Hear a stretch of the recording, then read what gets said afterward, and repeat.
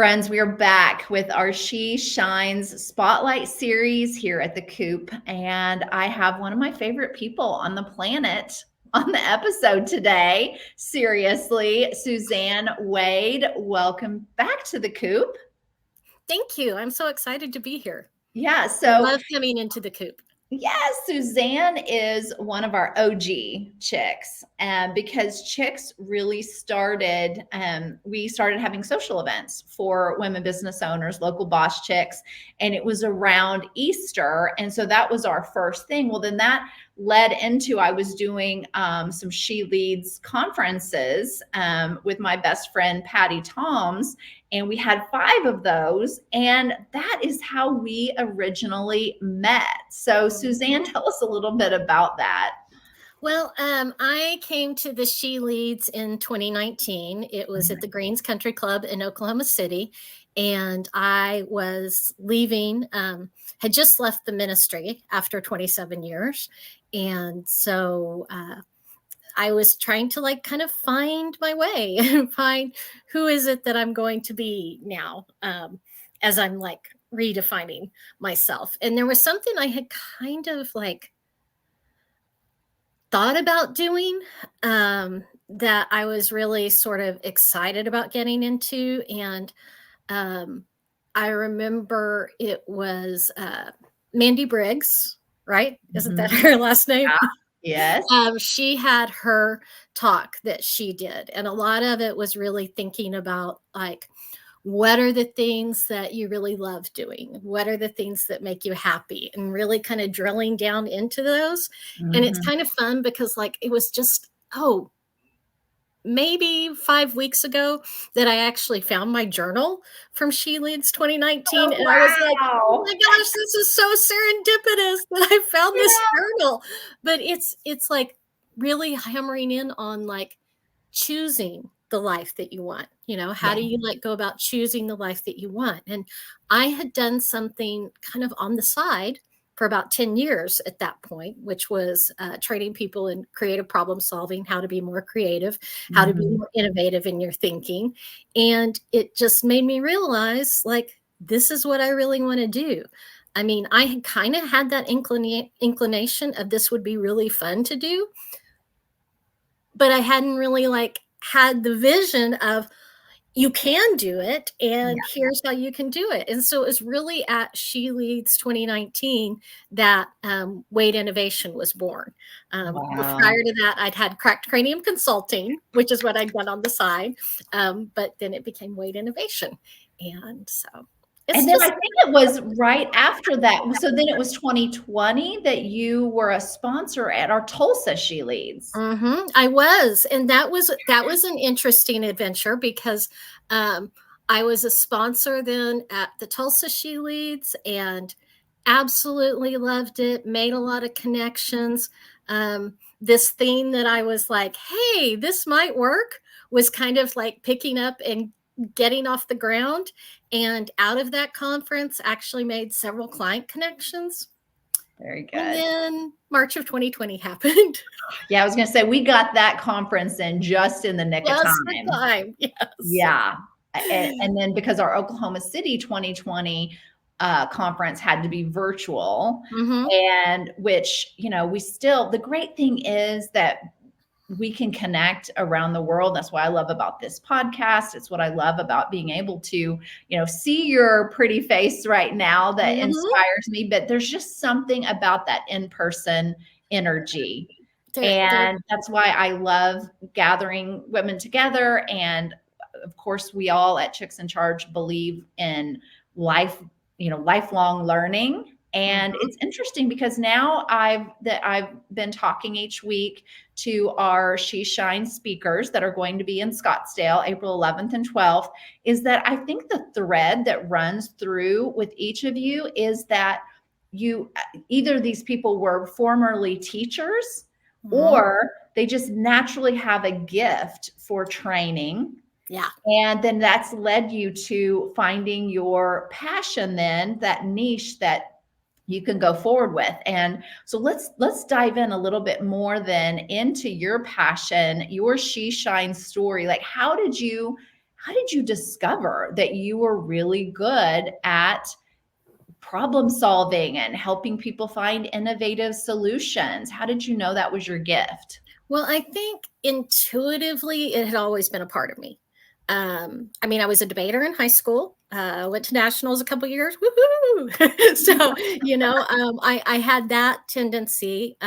When I went into the ministry, I did it in Christian education. I was really focused on, like, I love teaching people, and I love teaching in context and helping people to get the full picture, and really like being able to work with different people's brains. And then, as you know, in 2000, I had gone through an extensive sort of health journey for about 2 years prior, where I lost my eyesight, and learning how to live with that and navigate all of that with a toddler. And then finally getting diagnosed with a brain tumor that wasn't the cause of the eyesight loss. And so navigating all of these things that were like a tricky version of all of it. And I think that intuitive problem solving within me, when I was given when somebody looked at me and said, "You got 2 years to live, there's nothing we can do about it," I was like, I don't know that I like that answer. And so I was like, well, let's see what we can find. And so just that research and getting all the information, really clarifying, figuring out, what is out there.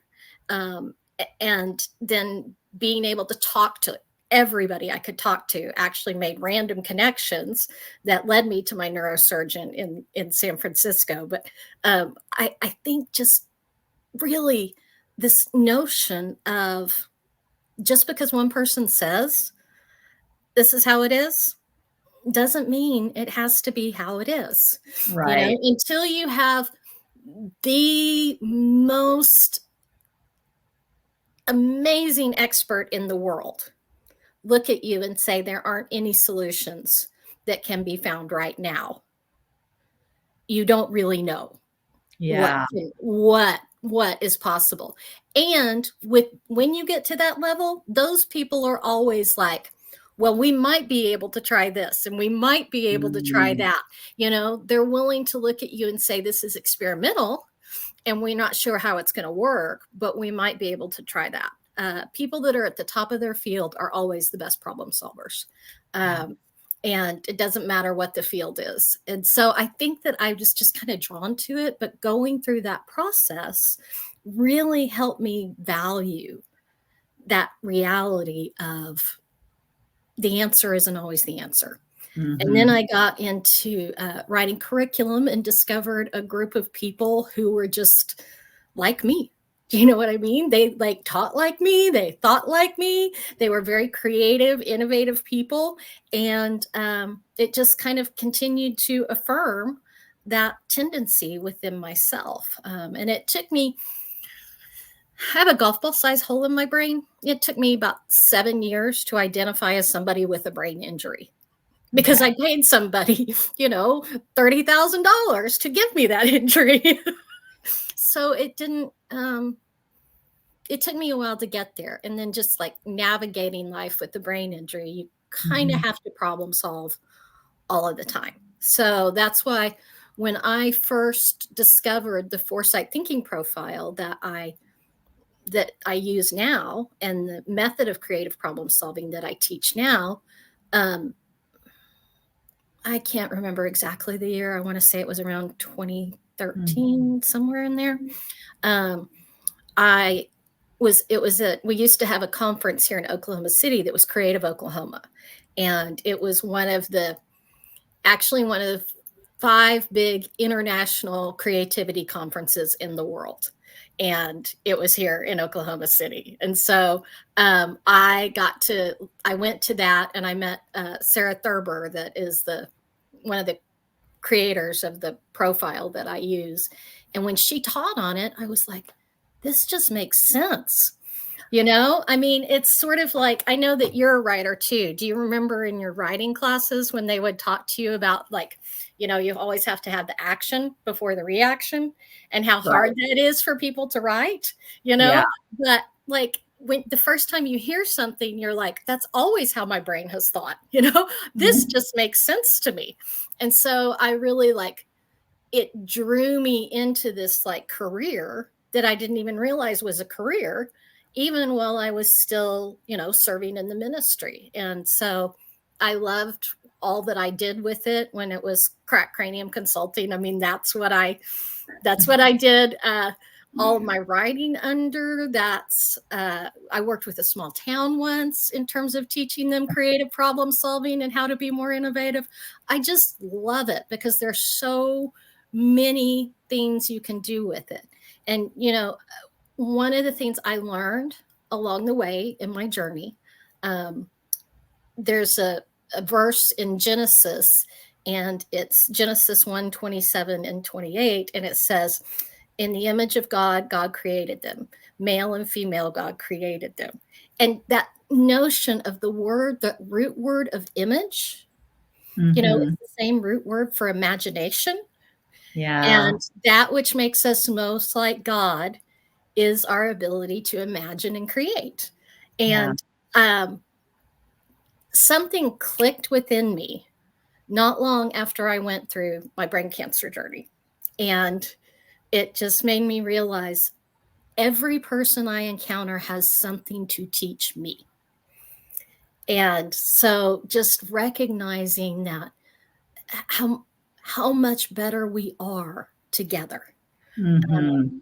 And I love, when we were looking at the Snap whole into that. yes, when we were looking at the at like what I was going to speak on, one of the things that I kind of pushed for is that notion of brilliance, because Mhm. I think that brilliant is one of those words that um, it's one of those words that got stolen in a way. I think we associated brilliant and even genius with IQ. Um, and every mind is brilliant. Yes. I mean, every mind can shine, and that's what brilliance really is. It's about how you shine. And Yes. so I love, love, love the brain. As somebody, like I say, my brain is very neurodivergent. I lived for 28 years with a neurotypical brain, and I'm really actually going to turn 24 this year. So, because I've been two people in the same body. Yeah. So it's, I love each and every person's brain and every brain that I encounter. And so one of the things I want to help people understand and realize is just how brilliant each of us is, you Yes. know? Yeah. We, And I will say, Suzanne, you do a beautiful job of that.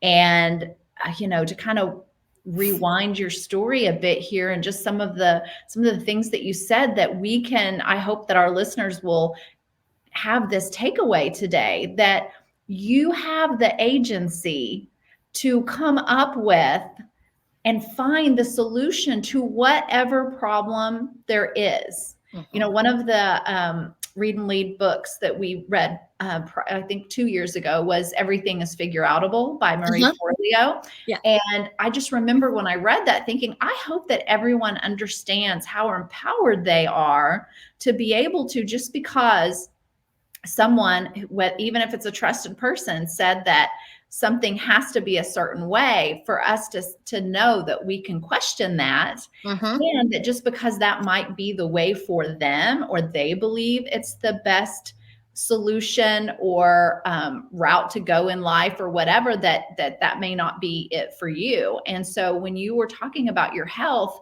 I love so much that you really dug in and you did the research and you found what was best for you. And this past Saturday, we had a mimosas and menopause workshop here, and it was one of the things that everyone was sharing, like, it can be different for each of us, because just like you said, our brains are different, our bodies are different Mhm. too. And at any given time, all those chemicals that we have running around in there, and our hormones are our regulating system. And so to know that if something is off, to understand, like, we're not doing anything wrong. It's just that we are these, we have this higher consciousness that's just living in these bodies, and that we have these brains that we have to figure out what to do with, because there's constant like mental chatter going on in there. But to use that to our advantage. And that's what I love so much about what you teach, is because once you understand how to go through that creative problem process, you can use it for everything in your life. So I know most of our listeners are women out there. And so that means that not only for our own health that we can do that, for our kids' situations that they're going through, and helping them, teaching them how to be good problem solvers. Not that we are doing it for them or doing it for anyone else, but to say, here are the questions to ask yourself.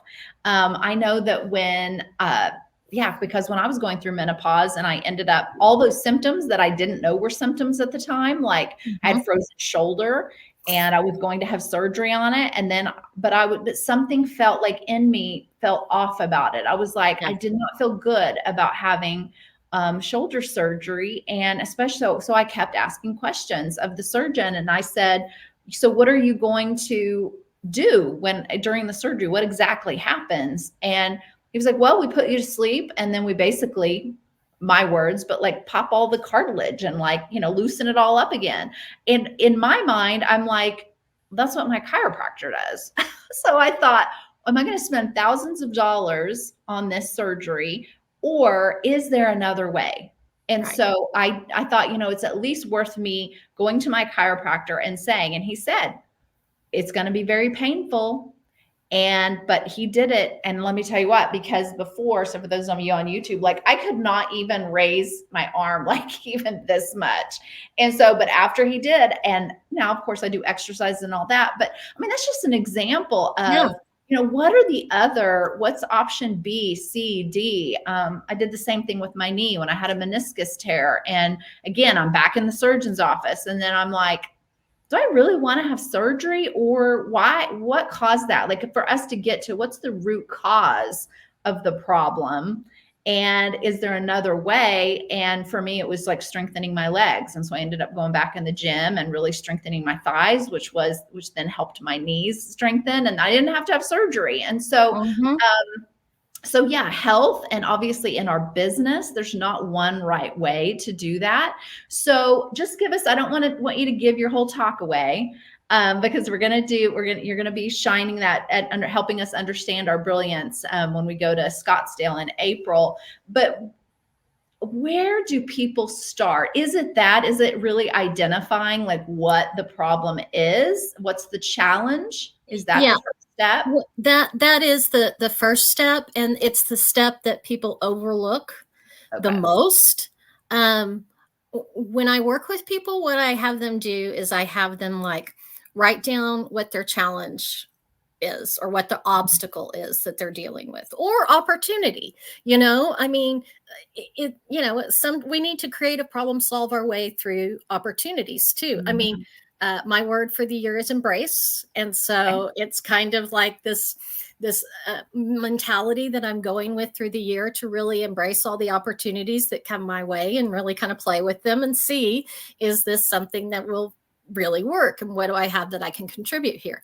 But you start with that little challenge or obstacle, and then rephrase it as a question. And I used to just say, rephrase it as a question, like just rephrase it as a question. Now I tell people, rephrase it as 3 or 4 or 5 questions, because that gets you thinking about it. And it's sort of like, for all of us who are parents, or anybody in life, when you're dealing with another person, I think parents, more often than not, we have to remind ourselves of this, because these young lives are depending upon us to keep them alive. And generally what we think is the problem isn't the problem. And just like, with my, like the fact that I lost my eyesight, it wasn't my brain tumor that caused me to lose my eyesight. It was not symptomatic yet. And so, but in that process, I found something underlying that was actually a problem that had to be dealt with, in order for me to be able to live. It really needed to be dealt with. And so that's the thing, identify that challenge, rephrase it as a question multiple times so you can kind of look at what it gets your brain to really open up and think broader. One of the things that we do is we tend to have our thoughts go in one realm, because our brain's number one job is to keep us safe. Mm-hmm. And so the brain wants to make sure that it's keeping us safe. And one of the things that it does that isn't the greatest thing is the brain looks for evidence that it's right. So it searches out the evidence that it's right. So if you aren't pushing your brain to think wider, then your brain's going to stay focused in a way that isn't the best way.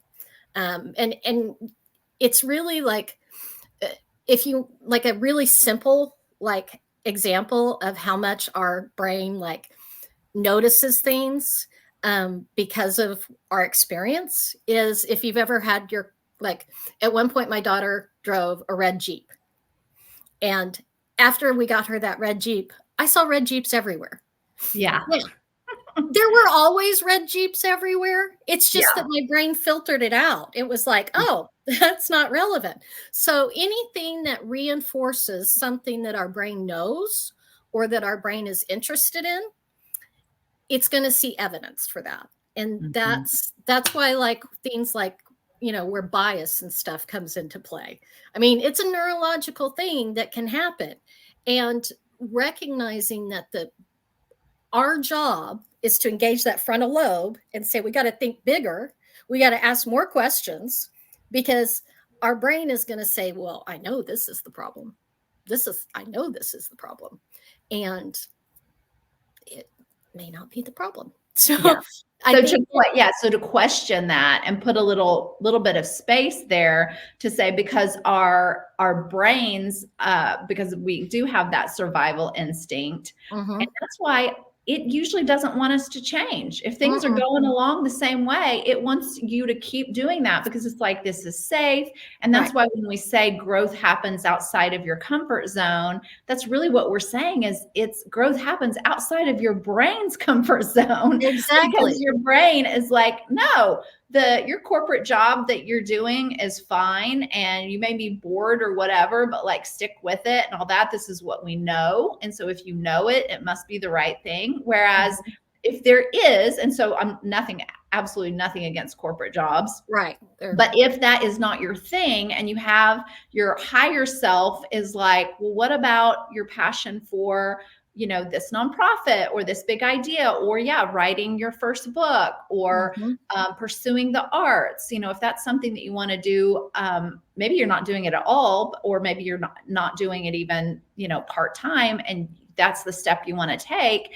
The first thing that our brains do is say, oh, is that a good idea? That's going to take you away from all these other things, and kind of finding the fault with it, right? Instead of the opportunity. So I love that you use that word opportunity, because how do we know what it is? It doesn't feel safe because we haven't done it yet. So of course it's going to feel scary, and fear is going to raise up, and And we forget, we cannot conceptualize the fact, I think, because of that whole ego and id thing and the way our frontal lobe functions. We like to think that our brain is something that we're in control of.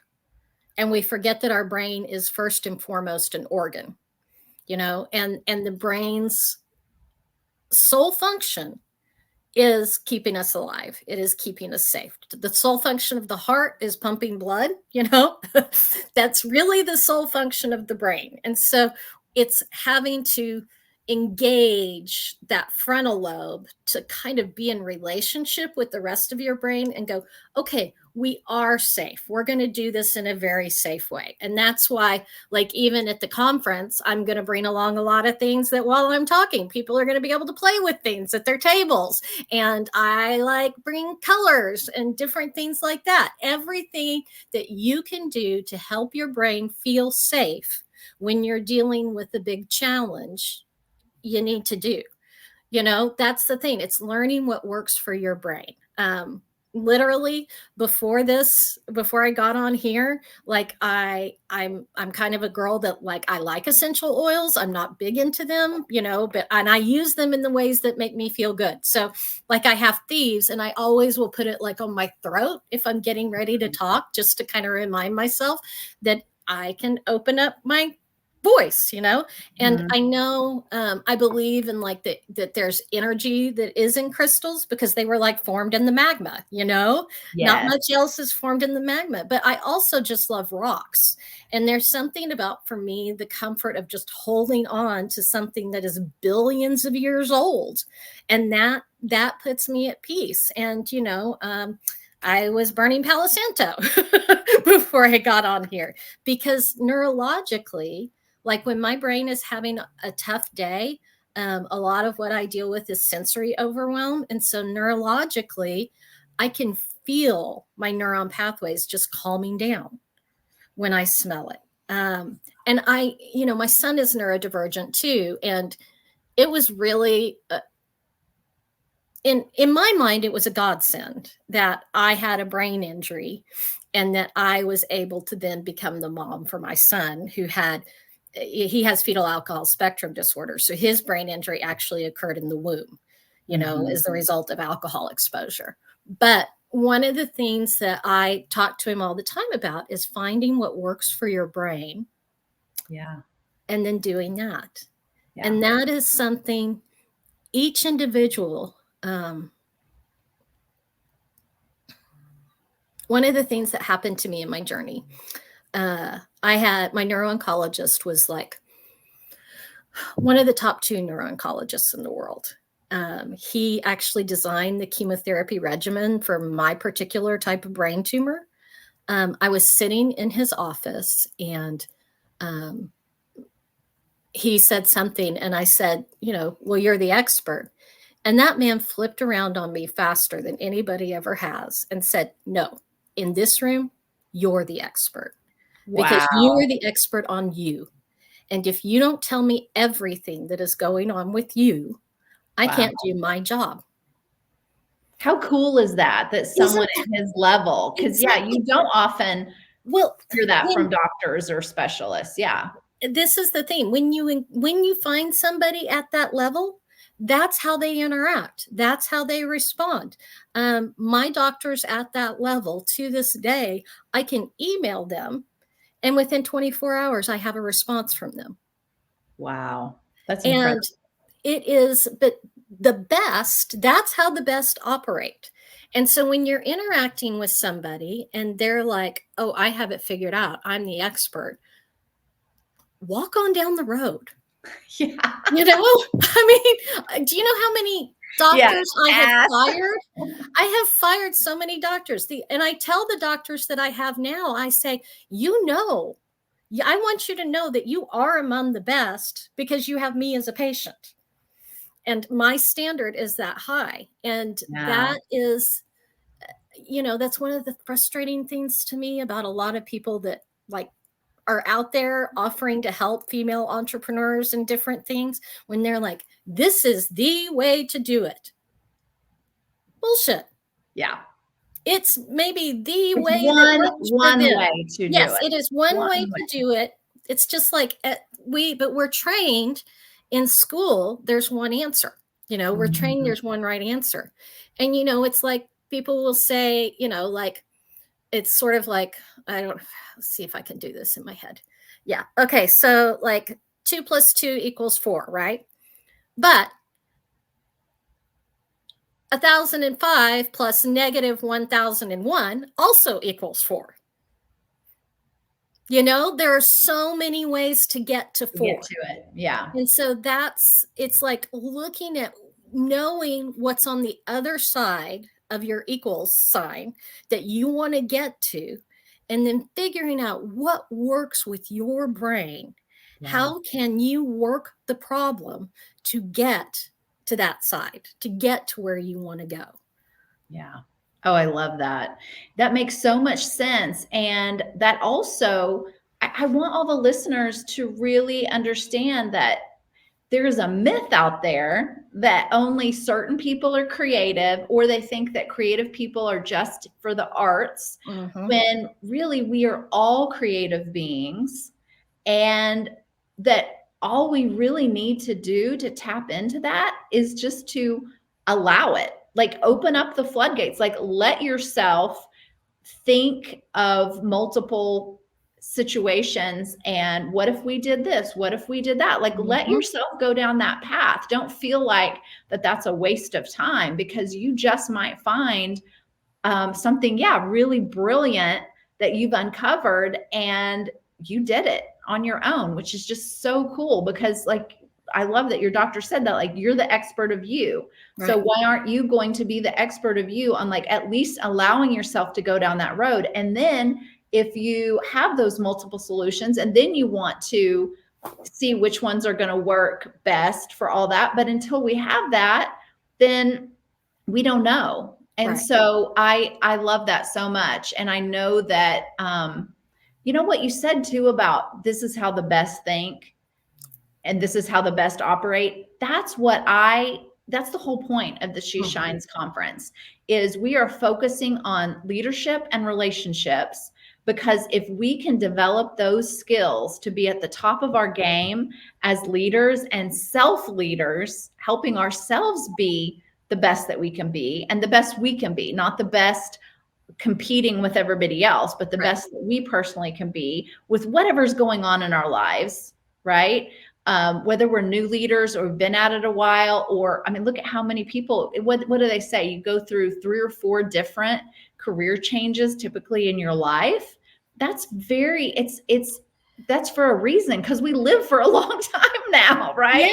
Yeah. Well, and honestly, I mean, that number is low. That's the number it would be for you and I as part of Gen X. I mean, you look at millennials and those that are younger than us. True. And I mean, I love the thought of realizing you can, like, reinvent yourself as many freaking times as you want, because it's about living as fully as you possibly can at each and every stage of your life. And so that's going to look different, you know. It looks different every day. And I love that, like, each and every day there's an opportunity and a challenge that we get to go and we get to meet. And to me, that's exciting. And I mean, there are times when it's really hard. I mean, most of the time when people see me, I'm like sunshine. Do you know what I mean? Because you're able to see me. And there are a lot of days, as many days, where I can't because of my brain injury. And recognizing that that's okay too. It's about, what do you need on any given day? How can you best meet the challenges of that day in a way that is beneficial and self-loving and self-giving to you? Because you can't show up for others if you aren't willing to completely show up for yourself, if you aren't willing to own what you need, if you aren't willing to really recognize that there is no competition, because nobody else can be you. And each of us brings something to the table that nobody else can.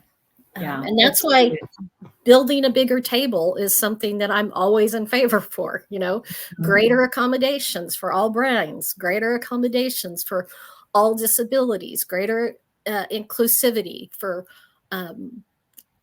every gender fluidity point along the spectrum, greater inclusivity for, you know, for people who are born LGBTQ, you know, greater inclusivity for all races, greater inclusivity for all cultural backgrounds.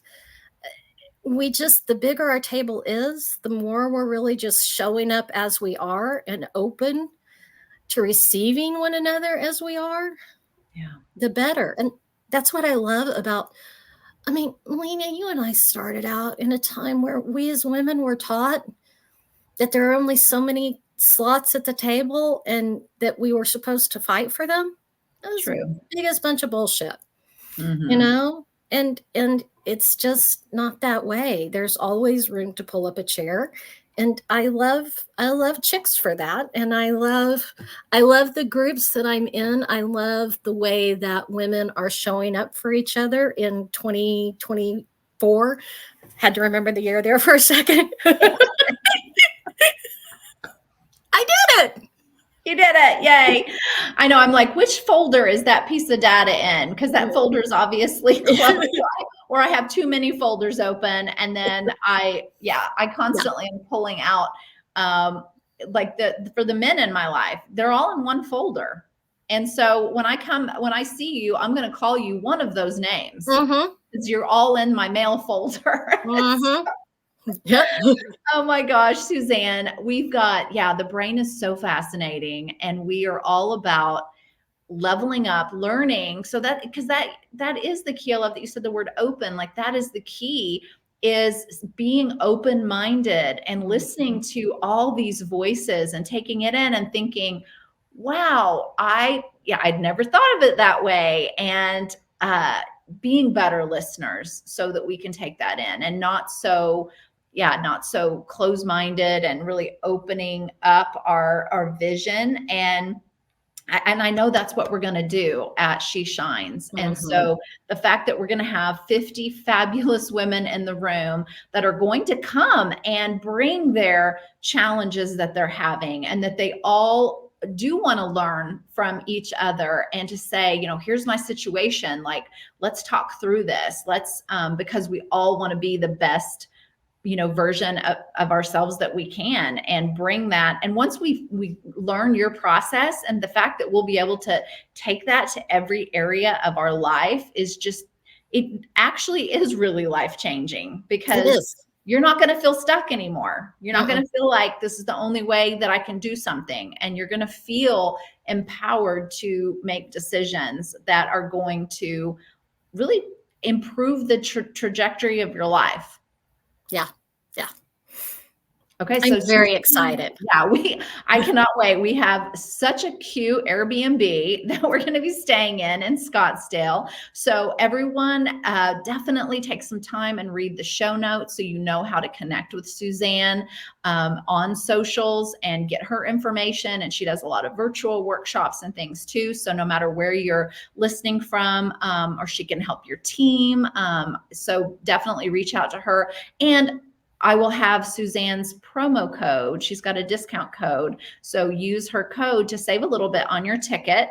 And you know what? Give yourself permission to take this time to invest in yourself. That's really where all the growth comes from, is that we are willing to invest our time and money and energy in making ourselves better. But also the care and fun is totally an aspect of the weekend too. So I know most of us are staying through the weekend. We've got our VIP party Thursday night, and then the all-day conference Friday, and then we're staying the weekend.